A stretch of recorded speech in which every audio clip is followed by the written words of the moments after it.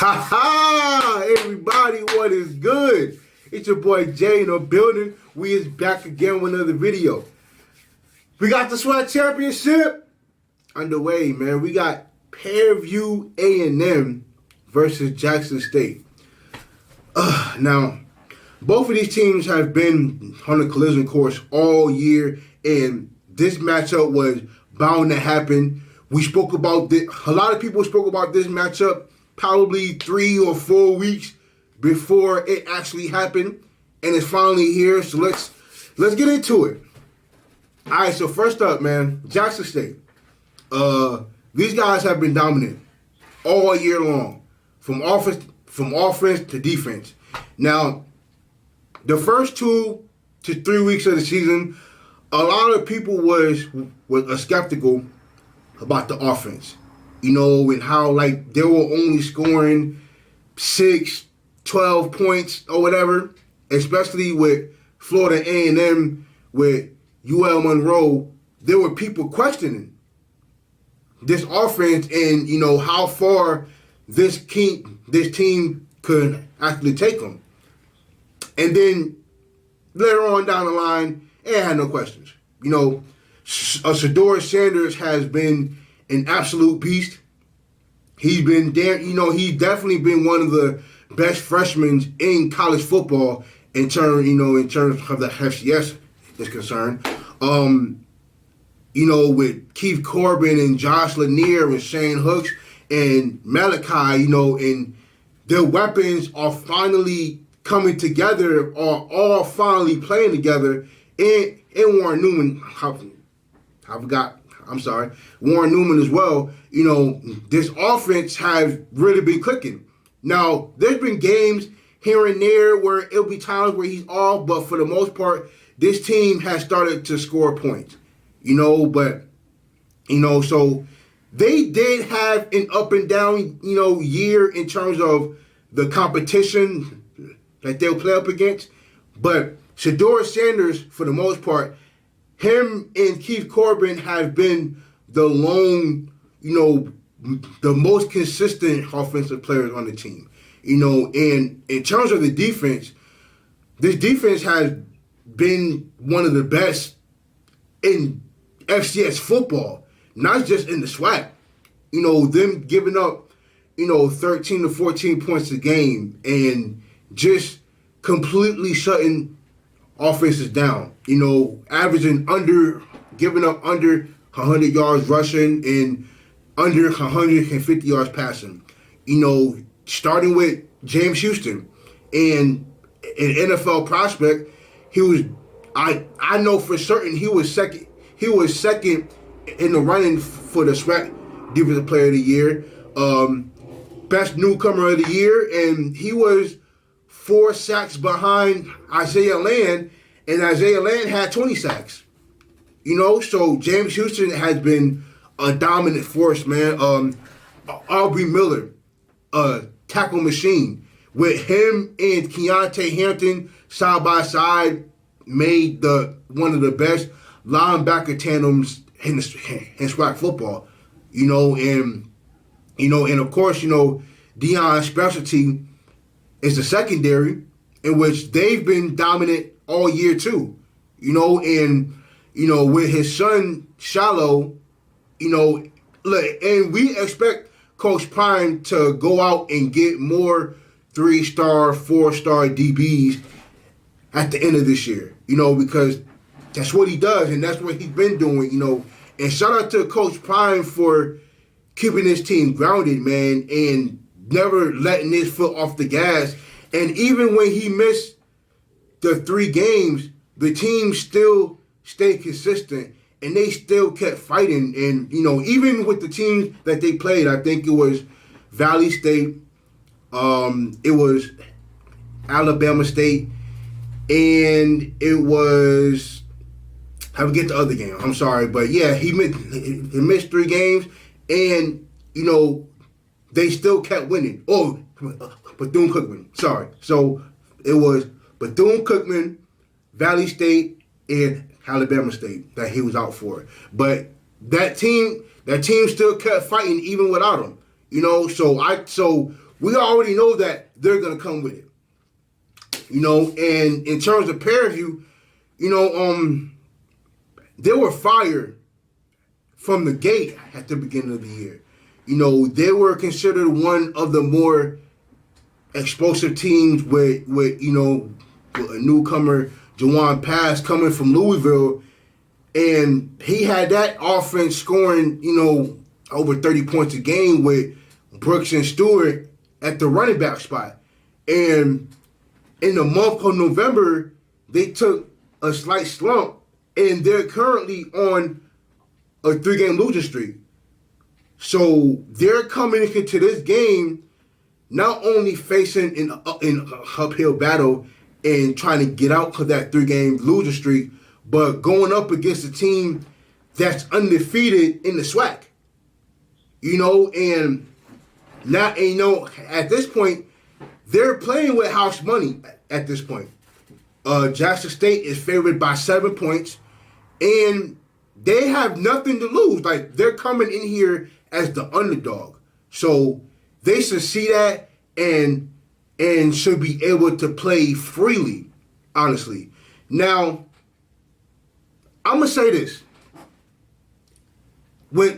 If Jackson State win this game, what does it mean? I think for Jackson State winning this game, it would jumpstart their dynasty. They winning this game. I think winning this game, like, they already had a real successful season. You know, with transfers coming from everywhere, from Florida, from Tennessee, from Alabama, from Auburn, from a whole bunch of places, and just forming a real dominant HBCU program. And they've been nothing, you know, the team's been nothing short of spectacular.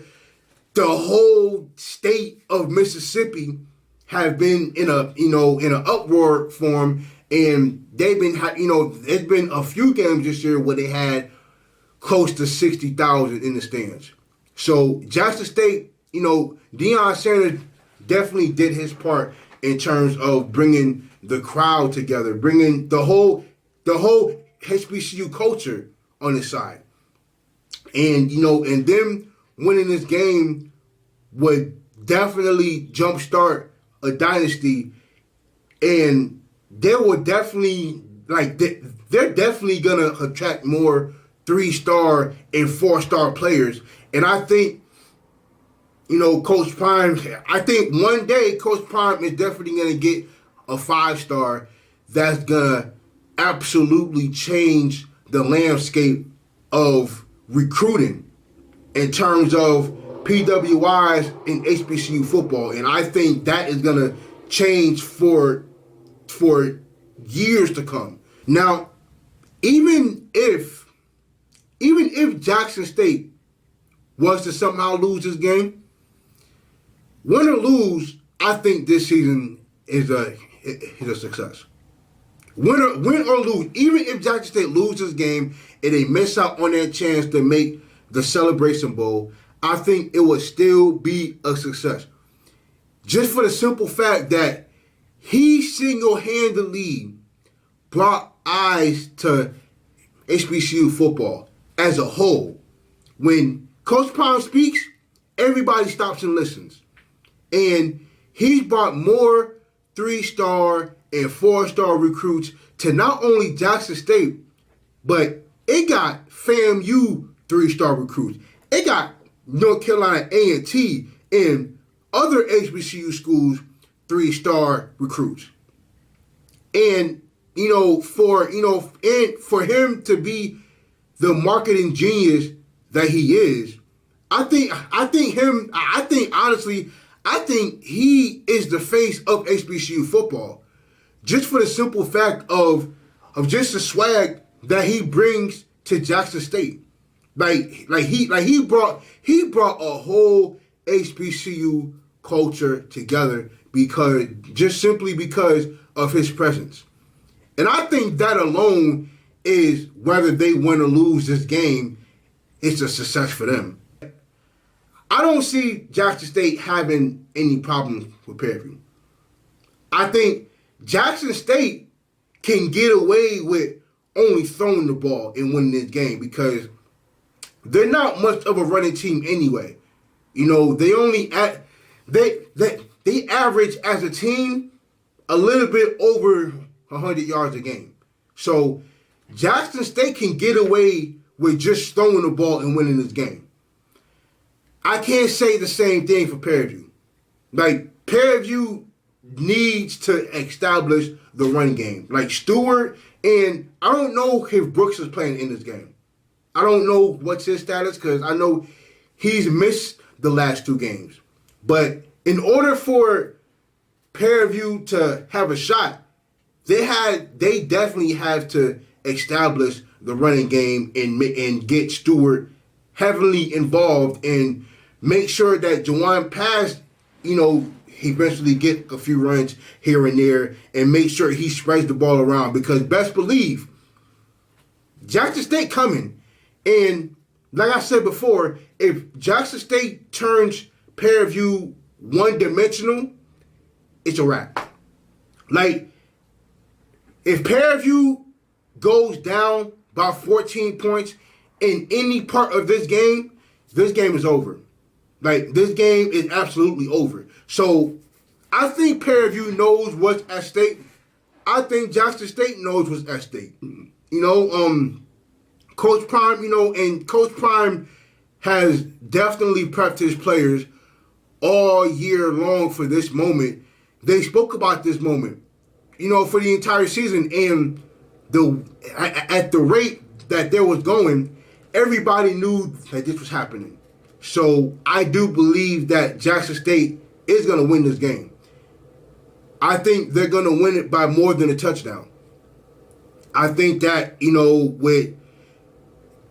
and especially if Brooks ain't there in the backfield with Stewart to help him carry the ball, I think it's going to be a wrap anyway.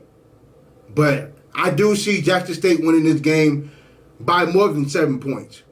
So I see Jackson State, you know, dusting off, and I do see 60,000 people in the stands watching this game. I think this game is going to be jam-packed. I think Prairie View is going to have a tough time, boy. They're going to have a tough time. So, Prairie View, I hope y'all boys is ready. Because I've got to mention this. The offense is going to make a statement. Especially with, you know, I think I said this in the video too. Coach Prime is going to want to set an example. Like, they're definitely going to make an example out of Prairie View defense because he feels slighted about Shedeur Sanders not getting first team. And he's going to make sure that they're going to put up points to prove a point, not to y'all, but to the voters in the SWAC who voted Shedeur second team. Like, he really feels that Shedeur Sanders should have been first team. I think it's a toss-up. I think Akil Glass did good enough to get first team, but, you know, I'm going to say this, though. If there's any weakness in Jackson State offense that Prairie View could somehow take advantage of, if they're able to, is the offensive line. So any stunts, any exotic linebacker, cornerback, safety blitz that you can come up with, any zone blitzes that you can come up with that could get home and put some pressure on Shedeur, if you can somehow do that and make Shedeur feel uncomfortable in the pocket, then you can definitely give yourself a better chance to win this game. Now, it's happened a few times, like it definitely happened, you know, against Southern. And it definitely happened at times with Valley State. Now, you can't give Shedeur Sanders time. Now, even like there are going to be times where you're going to have to rely on your defensive line to create pressure because you are going to have to switch up your coverages. You can't just blitz a man the entire game. And you can't go zone the entire game. You're going to have to switch it up. You know, so you're going to have to do a lot of zone blitzes and a lot of exotic play calling on defense in order to confuse Shedeur, because he's very smart with the ball a lot of the times. Like, he will rarely throw mistakes. Even though he does have 6 or 7 interceptions, he would definitely get the ball where it needs to be a lot of the times. So if Prairie could somehow send pressure and it gets there, then they'll definitely give themselves a better chance to win this game. You know, so I hope this is a good game. I'm excited. And yeah, make sure you guys like, subscribe, comment, and share. I appreciate you guys so much, man.